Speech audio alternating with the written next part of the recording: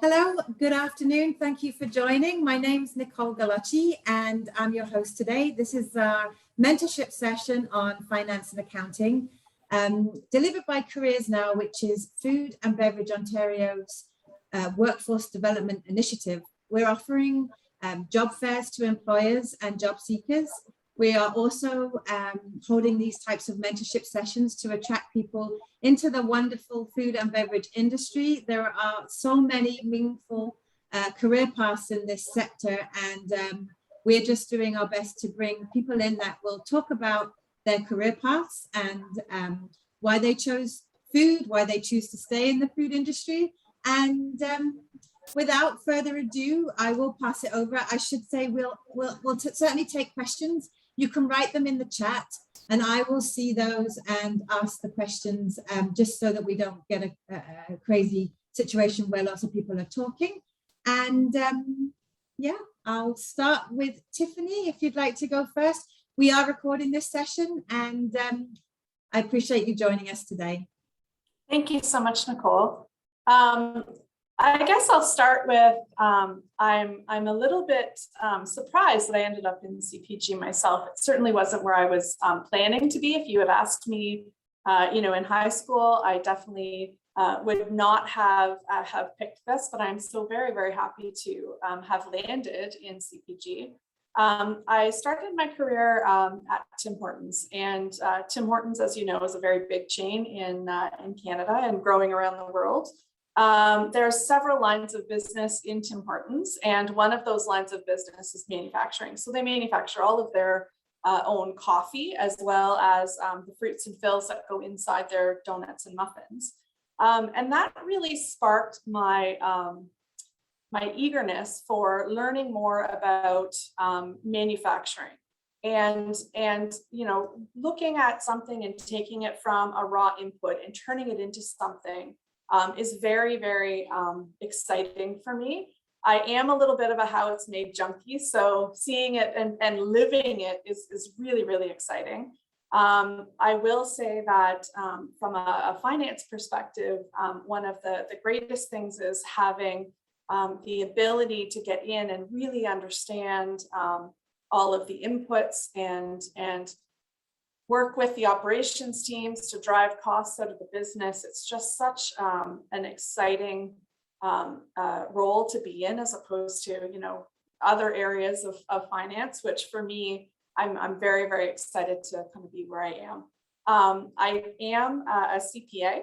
And again, if you had asked any of my math teachers in high school, I'm sure they would be shocked to find out that this is where I landed, because again, it wasn't where I thought I was going to be. But one of the benefits of being on the finance side is, the lifelong learning that comes with being a CPA, working with so many very smart people, coaching and working with teams of both finance individuals as well as operations. And again, living every day, the how it's made dream has been very, very satisfying for me in terms of my career.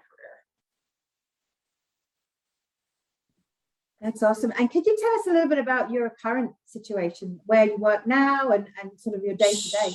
Sure. So right now I'm working at New Stuff Baking, which is a company. There's actually two brands under New Stuff Baking. So one of them is a Italian pizzelle waffle cookie. Those are manufactured in Mississauga. We make about 2 million cookies a year, a little more than 2 million cookies a year. And then the other brand that we have is, I don't know if anybody here loves charcuterie boards as much as I do, but those little crispy crackers with fruits and nuts in them on charcuterie boards, that is made by our Key Naturals brand. So we have a plant in Vaughan that creates and distributes all of the crisps. We do a lot of private label business. So a lot of the stuff that you'll see in terms of Sobeys and Loblaws and some of the other big retailers, we do all of their crisps as well. And maybe you can talk us a little bit through your actual progression. So, you mentioned you got your education, obviously your first position in Tim's. Could you sort of talk us through where, how your now in this position as CFO? For sure. So when I started, I was actually on a completely different career path. I was going through for occupational therapy, a bit ahead of the curve. And so when we finished school, there weren't any jobs. And so I started temping, which is how I landed at Tim Hortons. And I landed at Tim Hortons just as like a data entry clerk, and proved proficient at data entry clerk. And so they had an opening in accounts payable. I did accounts payable for a little while, and then I talked to the controller at the time and said, I'm really liking accounts payable, but I'd love to kind of learn fixed assets and rents and royalties. There's a whole bunch of lines of business at Tim Hortons. And so he said to me, well, if you really want to go anywhere in finance, you need to have a designation. And because I hadn't gone to university, I had gone the college route. At that time, there was 3 different designations. So there was CA, CMA, and CGA.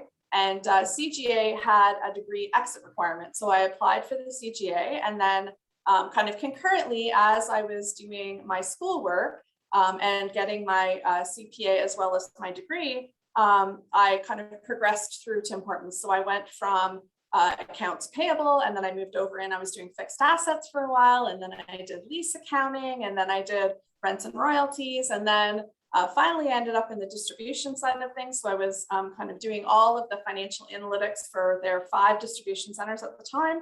And from there, got really proficient at that. And so they kind of melded that with the manufacturing side. And it was once I saw the manufacturing side, I was like, ha, this is me. This is what I love. Like going to the roasters and seeing, you know, these big super sacks of green beans coming in and seeing them go through the whole roasting process really got my goat. And so Tim Hortons was purchased by 3G. And so I had kind of done all the lines of business within Tim Hortons and thought now is a pretty good time to make a career move. And so I moved from Tim Hortons over to Voortman Cookies.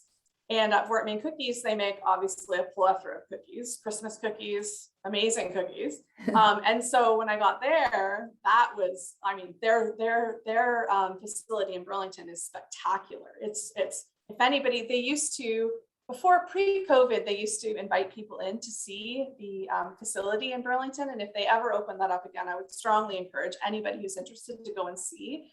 It is spectacular what they do there.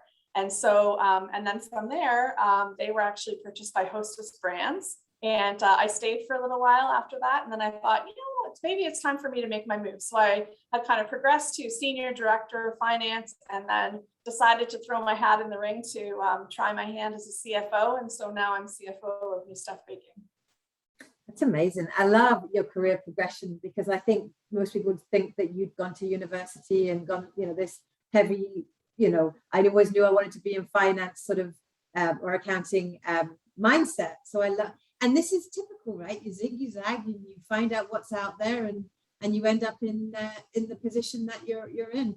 I have a bunch of questions, but what I'll do is we'll go over to Marco next, and then obviously Dave, and then we will sort of have questions at the end, because, you know, I'll ask questions, but you know, it'd be nice to have all of your different perspectives on the different questions that I have. So thanks, Tiffany. We'll be back in a minute. All right. Thanks. All right. Hey, everyone. I'm Marco. I live in London, Ontario. Work for a company called Littman Family Farms, and we are North America's largest tomato grower, both open field and in the greenhouse side of it. So again, you know, I grew up in London, went to Western University, got a business degree from Western, 4-year degree, the BMOS program. Took a job in Guelph after university for a manufacturer called Linamar. Learned my, you know, ropes as really entry-level staff accountant. With them, a lot of manufacturing, cost accounting, fixed assets type of jobs, and just, you know, being curious, asking questions all the time was so important at that early stage of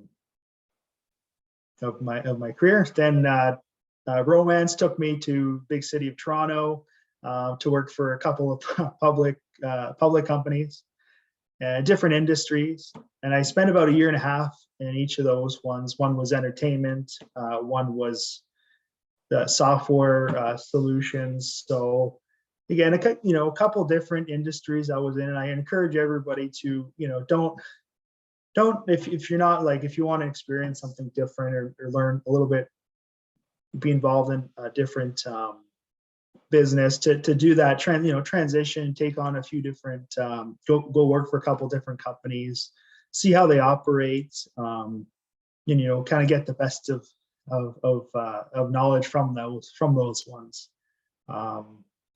So worked about 6 years or so through 3 different companies. Made the decision to move back to home, which was London, and got a job as an accounting manager for Littman Family Farms. Mainly, I was responsible for the protected ag, or the greenhouse side of things. Again, we grow tomatoes, which is everybody knows it's not too hard to get up in the morning. I love food, and it's definitely a really exciting industry to be involved in. It's a commodity market that's perishable, so shelf life, between you might get 3 weeks if best, but kind of 2 weeks is average for how the tomato would fare, so to speak. Some things are quite frustrating in the industry, is if you grow really well, you have good yield, the quality is really good, you make good delivery to customers, but the market, it's a commodity, so the market could be swamped with everybody having good tomatoes. So it's really, it's exciting to be involved in that, and it switches every week.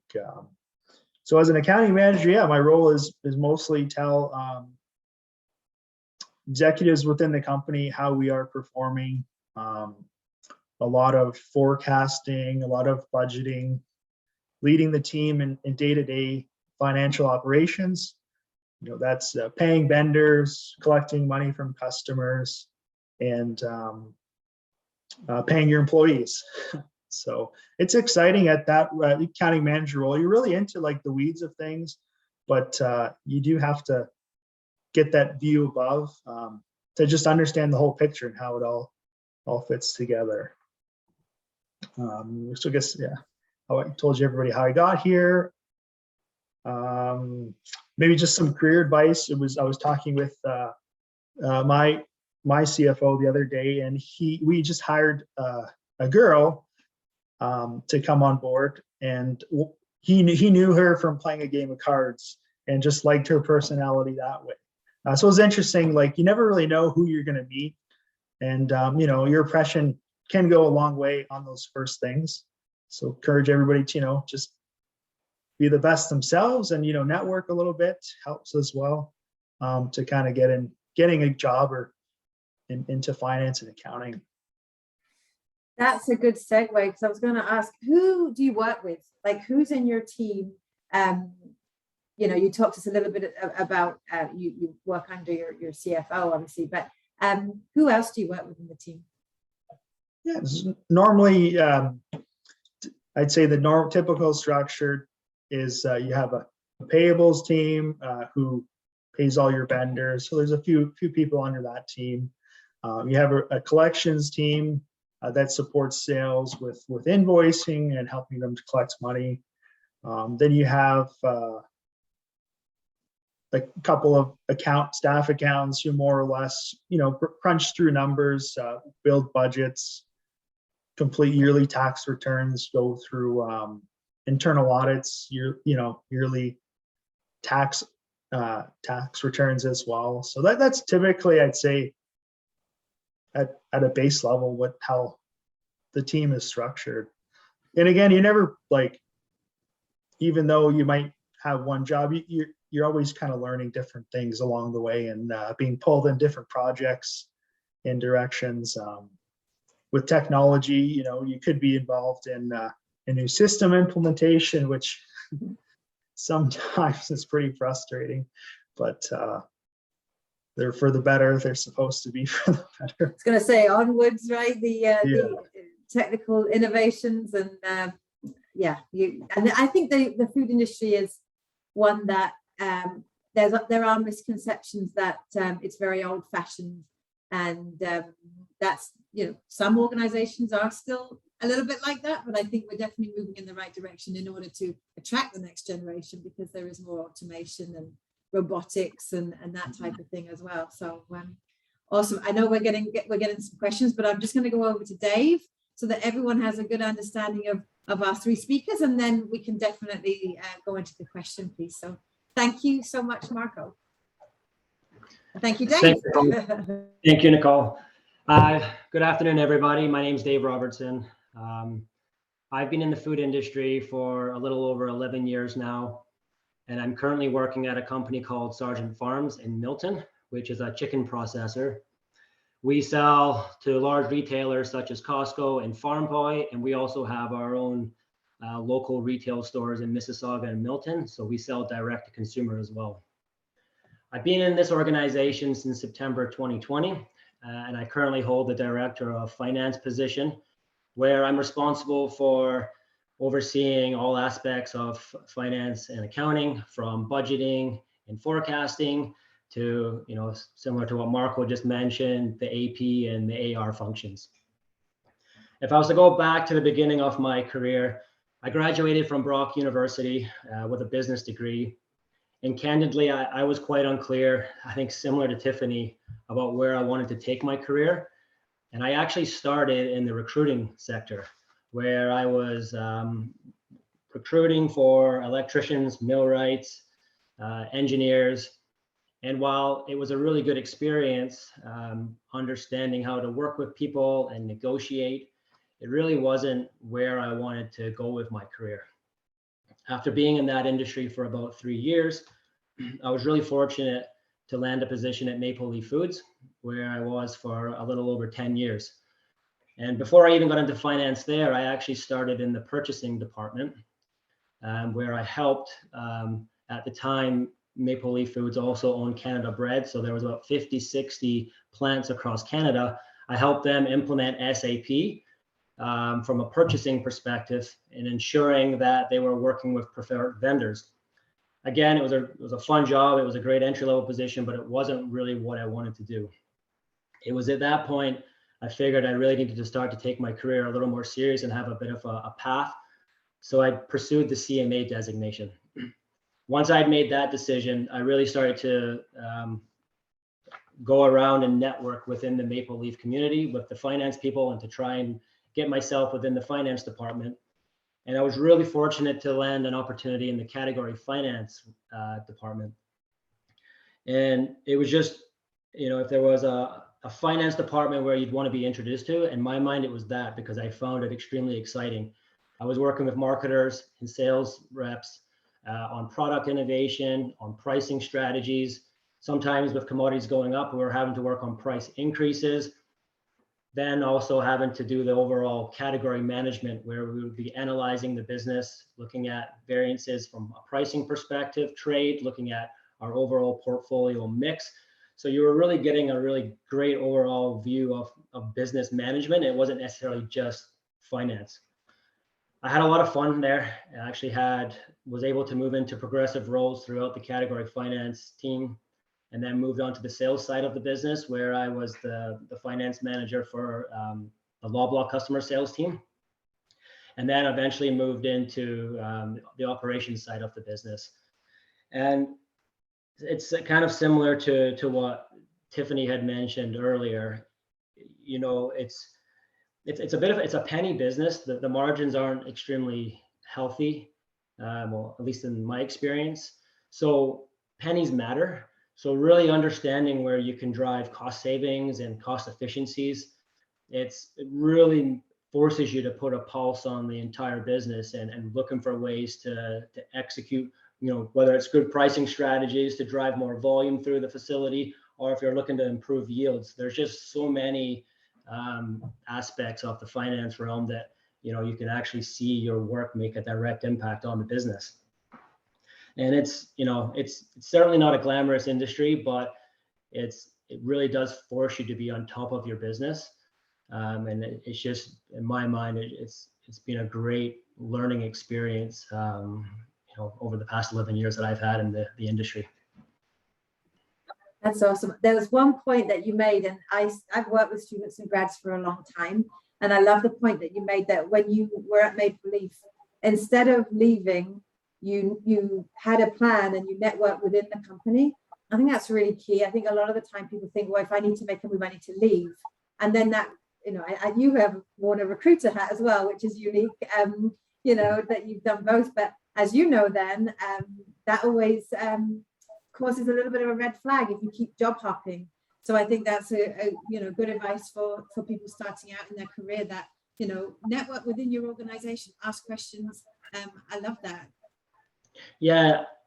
Yeah, you know, you nailed it. I never wanted to be perceived as a job hopper, because I know that that doesn't long-term look really good on someone's resume. And I don't really feel you get the full learning experience within an organization. And I felt like at the time I was with an organization big enough that I could explore a lot of different opportunities. And, you know, really it is, the ball is in your own court to, you know, to be proactive and get things done if you want to be successful, right? People aren't going to sit back and you know, give you something. You know, you got to go after it yourself, right? Yeah. Well, I have you in the hot seat, Dave. We have a question. I'm currently pursuing bachelor's in commerce, majoring in accounting with co-op at the University of Guelph. What should be my next step after doing my degree to have a bright future or career in the field of accounting? So yeah, once people graduate, what would you recommend?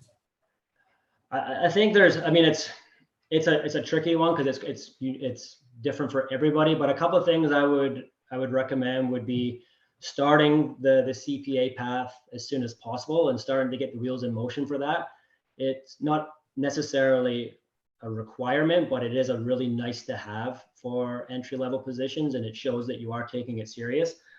And then secondly, you know, I know there some of the bigger companies have like learning development trainee programs. I would be encouraged to start going onto websites and seeing where those opportunities exist. You know, as an example, I know Maple Leaf Foods have a leadership program where they give individuals, you know, a position for a year, and then they rotate for 3 years, and it gives them a really broad experience. So I think that would be another option. And then in general, just network, and don't be afraid to ask if you can even have a Zoom call with a finance manager or a director of finance in companies around your area, just to see if there's any openings or anything that you can, you know, leverage from that as well. That's a great answer. Tiffany, do you have anything to add there? Hey there.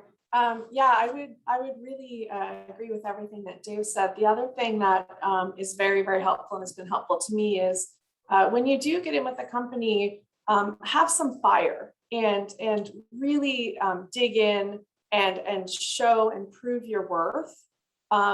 There's a lot of you know, sound bites around the benefits of having a mentor. But you can't ask for a mentor. You have to find somebody who wants to be your mentor. And the way that you find a really good mentor is you show up and you're your best self every single day. And so I've had the benefit through my career of having 2, 3 really, really great mentors who have helped me get to where I am. But I never asked them to be my mentor. They just kind of took me under their wing, gave me really, really great opportunities that were kind of outside, especially at Tim Hortons. I was at a finance manager level well before I had my CPA designation. And that was because I had people who were really looking out for me and looking to coach me and help me in my career progression. But you don't get that by asking. You get that by showing your worth and getting somebody to really want to help you get where you want to be. That's great advice. Marco, do you have anything you want to add to this? Sure. Yeah. Just, you know, everybody's used the impression in the back of the day where accounting's kind of like boring, soulless job, but that's totally not the case. You know, finance and accounting people are really personal people who actually, you know, have to develop relationships within the company, within their coworkers. So it's really, you have to be a people person to do well and communicate with other departments. That's definitely an important aspect in the accounting careers. What other departments do you work with? Like we've talked about the accounting department, but which other departments would you say you're working the most with? Like I'll go around everybody. But... Cool. Yeah. So at Littman, I'm working with the growing team to look at their budget of the year, look at what their yield's going to be, how much we're spending, and spend. Again, it's a very thin margin business. So looking at improvements, maybe making some suggestions, taking inflation into account. As we know, it was like 4% last year. A lot of different costs have increased, with freight, packaging, to just name a few.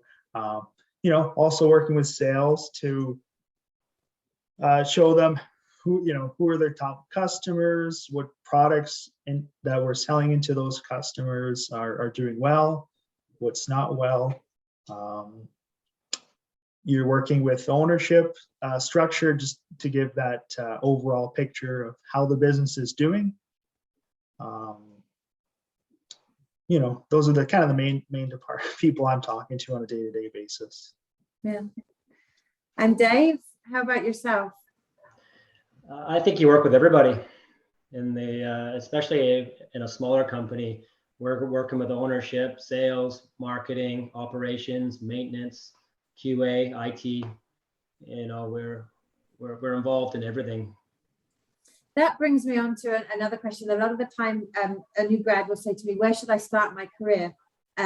Should I look for positions at smaller companies, or should I look at the larger companies? And I know you touched on Maple Leaf because of the leadership program, but from your experience, what would your advice be? And what are the differences, like the main differences, big versus small? Is that for me? Yeah. Nicole? Sure. Okay. It's such a hard question. So with public companies that are big in structure, your job is a little more narrow. With private companies, especially at the entry level positions, with private companies, you can actually touch a lot more off the P&L and the overall, the finance picture. So it really does depend what you want to do in your career. I don't want to be, I don't want to sit on the fence with this. It really does depend on the individual. And Tiffany, what would you say? I think that Dave covered it off really, really well. There's definitely benefits to both. I will say, coming from Tim Hortons, so Tim Hortons has a very a close program to what Dave described of Maple Leaf, where they look for new grads coming in, and it's actually, I think, a 2-year cycle. So really, really great programs available out there. But for sure, when I moved from Tim Hortons to Voortman Cookies, smaller family-run business that had just been purchased by private equity, I will say that as the controller there, I touched basically everything. I got involved in all of the different facets. I was able to learn more about purchasing and logistics and things that over my 18-year career at Tim Hortons, I had seen little bits and pieces of, but got to holistically touch all of those at the same time at a smaller company. Yeah, I would, definitely attest to that. That's what I hear, in terms of you wear more hats in a smaller company, and you're pulled into different things because of less resources. And there's good and bad with both, right? There's a smaller company, you may have less processes and procedures in place, and it might be a little bit more hectic at times, whereas a larger has more of that structure. But yeah, it's just different. Well, and I would say that that some of the challenges of a smaller business, can also become opportunities. So, where large companies, segregation of duties is not usually ever an issue because there's lots of people to do everything, and you can really easily kind of manage that. It becomes a little bit more of a challenge, as you said, with a smaller company, but it just, it's a puzzle. You put it together and you figure it out, and it's usually smaller companies, you have a tighter knit team because there's just far fewer of you. So it's a different experience than working at a very big company where, when you start out, you're kind of a number when you first start, and you have to do a little bit more to prove yourself and really shine, as opposed to a smaller company where there's not as much competition. Mm-hmm. I'm going to switch gears a little bit in terms of, I think we've talked about the actual role that you have, and we probably will have more questions around that. But if we could talk about the industry a little bit more. You are in the food industry. You went from food service to manufacturing. What do you think are the biggest misconceptions about working in the food and beverage industry?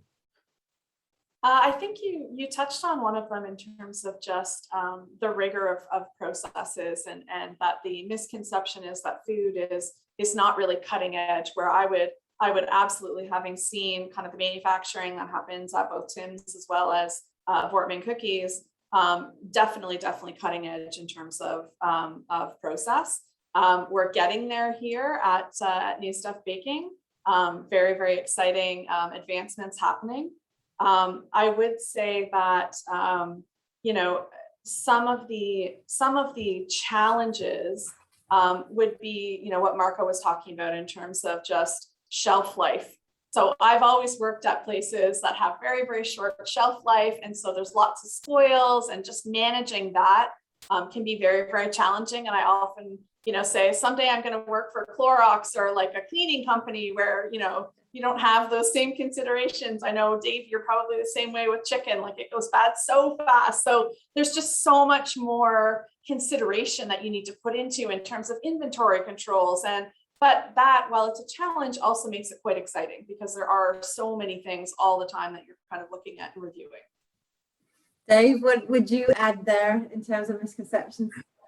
I would just add to that I think food companies are some of the best run businesses out there because of some of those challenges that Tiffany just spoke about. Like, you really have to manage your inventory really tightly. A lot of the markets that we're in are based on commodities. So you have to have a really close pulse on the commodity markets. And then you really need to be in the loop with consumer trends to ensure that the products that you're offering are not good for only now, but within the next 6 months to a year and beyond. So you really do have to have a really good pulse on the entire business. Mm-hmm. Marco, you have anything to add there? Misconceptions, what you love about the industry? I'll give you an example. I'm sure a lot of companies have been pretty progressive with utilizing technology. So, if you can remember, everything used to be paper, right?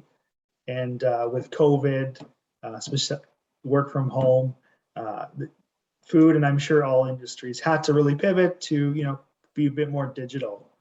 And that's like saving down all of your important documents digitally, managing it through workflows or whatnot. So again, we're really open to technology and utilizing those efficiencies. Yeah. Mm-hmm. Yeah, I think that I've done a lot of school visits, with people that are in those more generic spaces like engineers, or I found it really interesting. I went to McMaster a couple of years ago now, and there was like 200 engineers in the room, and maybe 2 had considered working in the food and beverage industry. The rest were looking at consulting and other things. And I think this is a very similar area, finance and accounting. There's certain pathways. Would you agree, Marco, that like you're kind of expected to look at rather than almost like an expert in an industry? Because you'd be, if you were in consulting, you'd have to, work in a number of different industries. Whereas, if you are in food, it's a little bit different across companies. But yeah, generally you'd be like a food expert. How stuff goes to table, and a lot of the food safety guidelines that are required. So yeah, there are a lot of things that go into that for sure. Tiffany, did you have something to add there? I don't think so. I think that that Marco covered it off well. Yeah. Well, and I mean, as I say, I'm always encouraging students and grads to look at at the food industry as a whole. And, you know, having you come in today and speak to us, what would you, in terms of in your role as hiring managers now, like you've progressed in your career, and so obviously you're a hiring manager in your role now, what would you say are the top 3 characteristics, or maybe it's qualifications, something, the top 3 that you look for when you have a new role, and you know, you're looking at perhaps new grads to bring into the organization? I would say first and foremost, I'm looking for a good attitude. So I'm under the proviso that anybody that's coming in to apply is going to have the financial acumen that I need, and or the proficiency to learn. So, you know, there's a lot of areas where, you know, you might not have done it before, but as long as you're coming in and you're eager to learn, that's definitely key. But I think, I don't remember if it was Dave or Marco earlier that mentioned, finance touches every single division of a company, and everybody. You will eventually be touching everybody. Not physically, but, you know, metaphorically. and so you really do need to have, you know, a good attitude, a can do. I want to work with you. I want to be your business partner. You know, part of the challenge of finance is that you're talking up and you're talking down. So, you know, there's a way that I need to present results to my board of directors, which is completely different than how I need to speak to an operations manager and help them understand, you know, the decisions that they're making and the financial ramifications of those decisions on the floor. So I would just say, I'm really looking for attitude. That's first and foremost for me. You know, the main thing I'm looking at. And I can tell usually when I sit down with somebody, I always say, you know, if it's somebody that I could imagine myself having a beer with, then they're the right person for my team, because I need that type of personality to be a real true business partner in a finance role in a CPG company. Awesome. And Marco, what would your top 3 prerequisites be? Yeah, Tiffany hit the head on the nail there for sure. I might maybe just add, like, you know, eagerness and like openness to take on some things you might not think you want to be involved in, and that's a good thing. So, you know, your manager might think you're capable of doing something new or something different, so take that as a positive feedback. And again, you know, you don't necessarily have to hit all of the requirements in the job posting.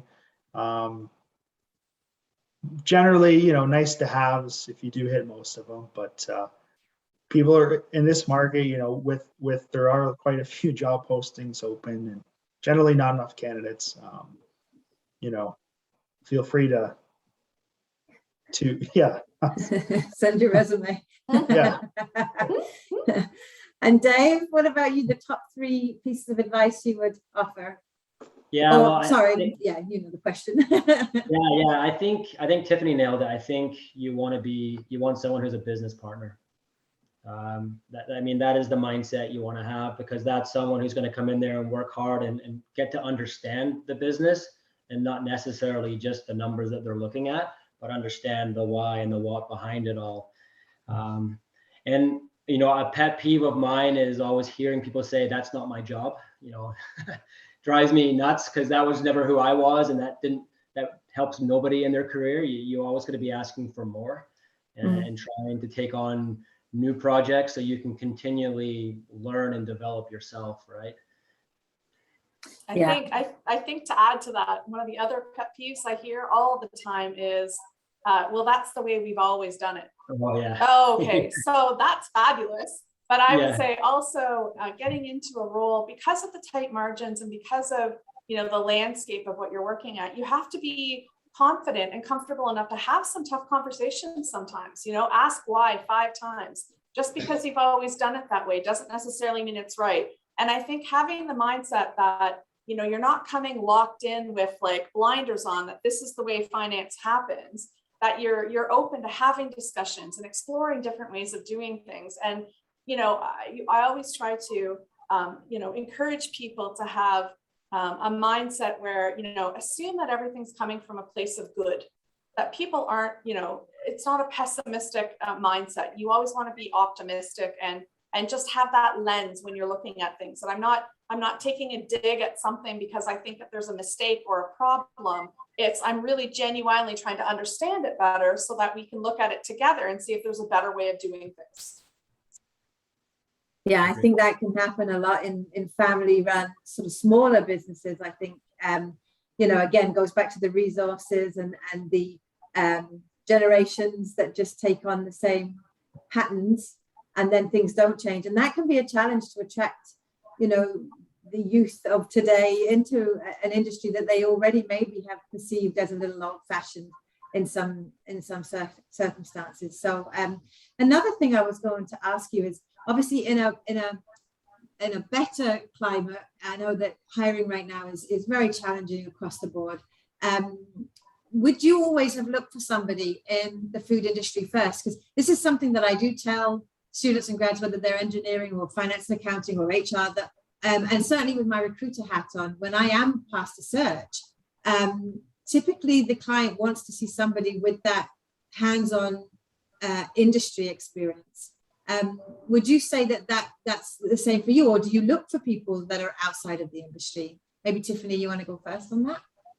Sure, I would say that as a hiring manager, for sure, if you're coming to the table with prior experience, it will make the onboarding a little bit easier, just in terms of there's certain nuances with just understanding costing in a manufacturing environment that somebody coming from, say, a finance background, like a banking industry. I would say that I would give preference to candidates where I see they've got some tangible, but I'm not suggesting that, I wouldn't look at other people, as long as, again, to reiterate, as long as you've got the right attitude and you're coming to the job and the role with fire and you really want to learn, I would hire anybody. But I would say that if you do have kind of some food processing background, that would definitely, put you a little bit ahead of some of the other, if you're coming from, a real estate background or a banking background, just because those industries are very different from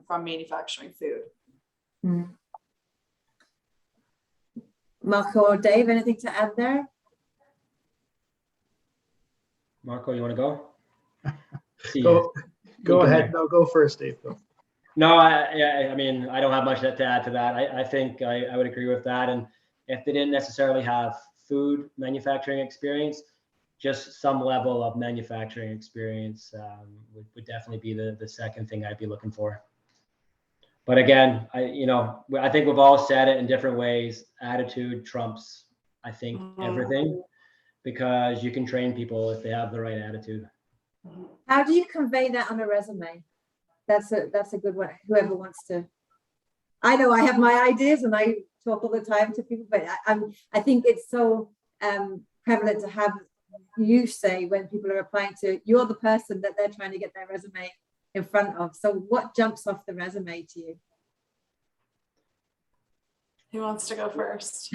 I'll go first. For me, it's when they demonstrate or are able to articulate where they've improved processes, when they've worked on teams and collaborated with other functions and have worked on big scale things that have produced great results. Those, I'm just looking for things where they've gone above and beyond would be really what I'm looking for, versus just I did this, I did that, just the very generic job description. I'd be wanting them to enhance some of the cool experiences they've had in their employment career so far.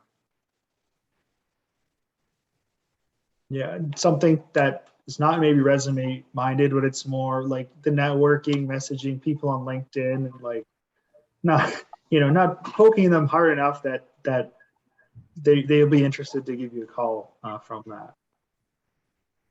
Yeah, I'm usually looking, when I look at resumes, I'm looking for something that grabs my attention, because, when you post for a financial analyst role, you're going to be up against a scad of people who are also applying for, especially at an entry-level role.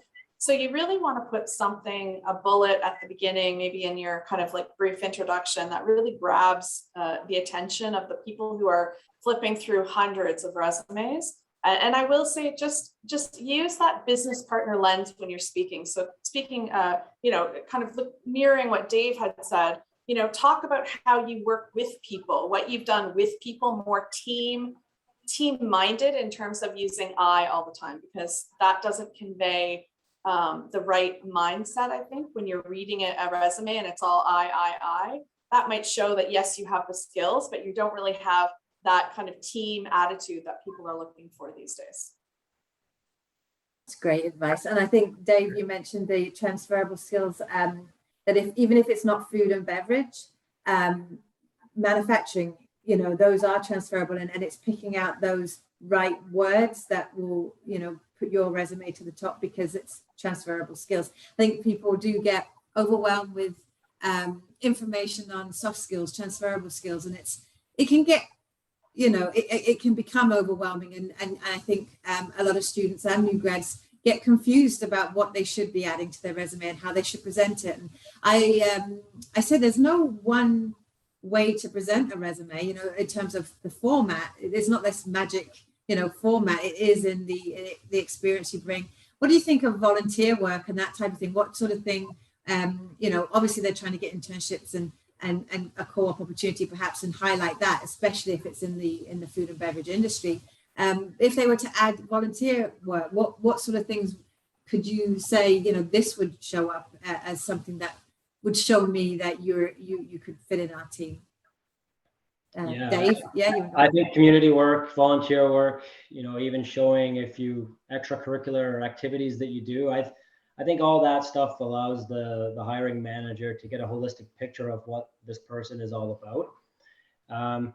And just as you were talking there, the word that came to mind for me is just be authentic. Like, just you need your resume to be accurate and not have errors, because you're applying for a finance position, and typically attention to detail is a big thing that is required in this role. So I would say step one is make sure that your resume is error-free. Yes. But be authentic.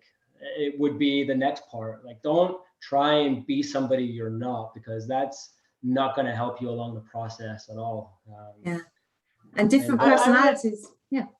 Sorry, I would say also, I know there's lots of firms out there that will help you write your resume, and you might be, attracted to that because you feel like that would be very, very helpful. And while you can use them as a resource, back to the authenticity, I would definitely encourage you to do your best to write your own resume, because I will tell you, as a hiring manager, I can pick all of the ones that were done by the same firm, because they have a standard template that they work from. They have all the same words, all the same lingo. And as a hiring manager, I can tell if you wrote your resume or not, because there will be probably 10 that look exactly the same, except for a couple of keyword changes and the name and the address.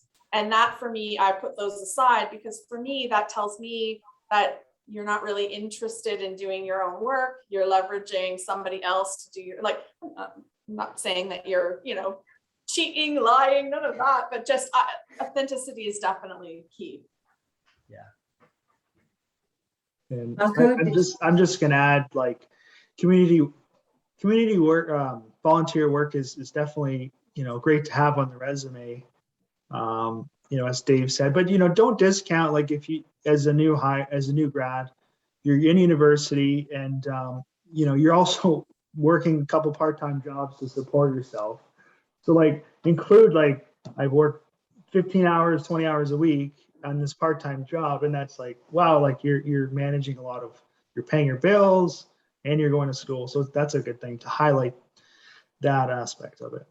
That's great advice. The multitasking, the organizational skills, all these types of soft skills, again, I think it's a challenge to recognize what they are. Like, people will think, oh, I don't have any of that stuff, and not realize, exactly what they're doing in their day-to-day. And just furthermore, I know we're reaching the end, but with regards to cover letters, I know I get that question a lot, should I bother anymore? And I always think they're a great spot for the extra stuff.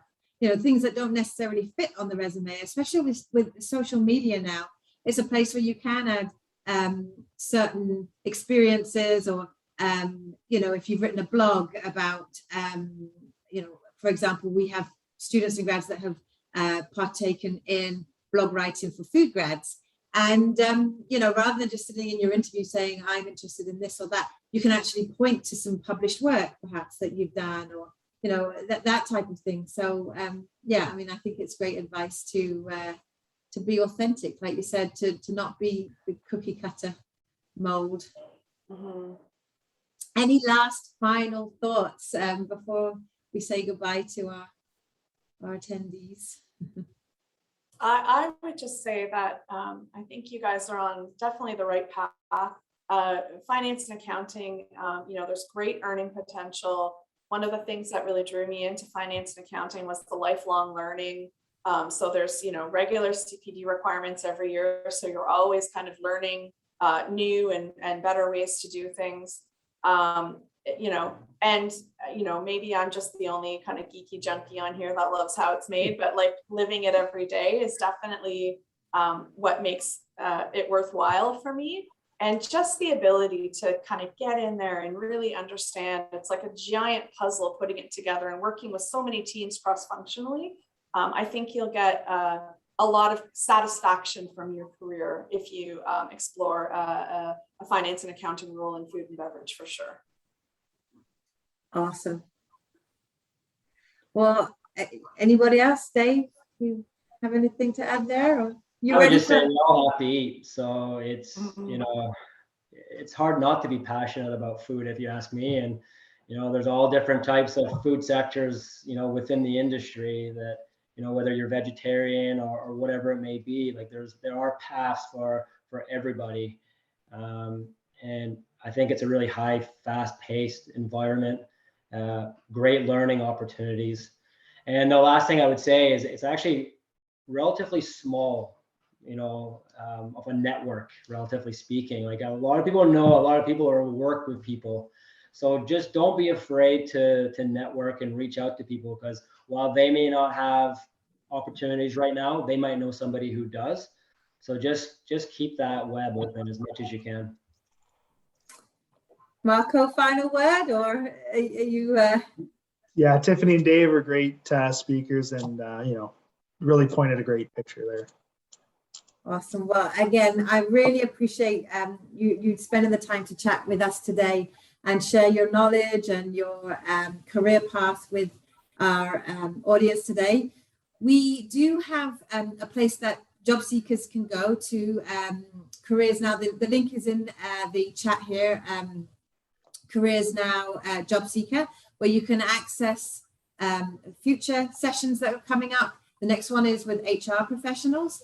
And you can also access the past sessions we have, and they're really cool. Even if it's not necessarily something that you want to move into, it's just interesting to hear people's different career paths. I'm a junkie when it comes to that stuff, so I love hearing people how they zigged and they zagged, and that's one of the things I found so interesting in recruitment and working in this industry. And it's one of the reasons I started Food Grads is people would say, you know, I never started out in food and beverage. It wasn't my plan. I zigged and I zagged and I ended up here. And I thought, you know, that's really interesting that beer is something that we all partake in at least 3 times a day or more. You know, we all eat, yet it's not necessarily something that comes to mind immediately when people are choosing their career. So, you know, it's people like yourselves that will talk about your career paths. It's how we'll encourage people into this wonderful industry. And we need people to pursue careers in this industry for sure. So, again, thank you so much. Go to job seekers, go to the portal there, the CareersNOW Job Seeker portal for these sessions, for job fairs, also micro credentials that you can gain. They're all free. And thank you so much. Have a great evening. And again, thank you so much for giving up your time, Dave, Tiffany, and Marco.